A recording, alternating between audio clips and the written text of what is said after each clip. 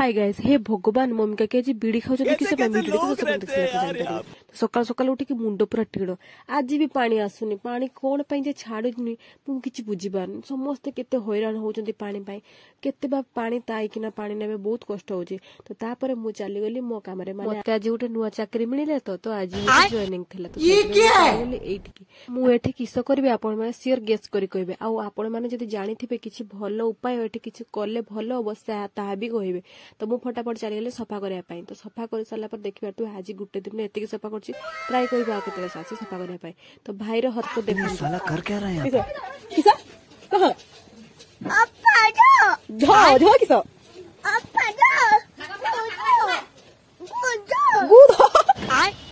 ये क्या है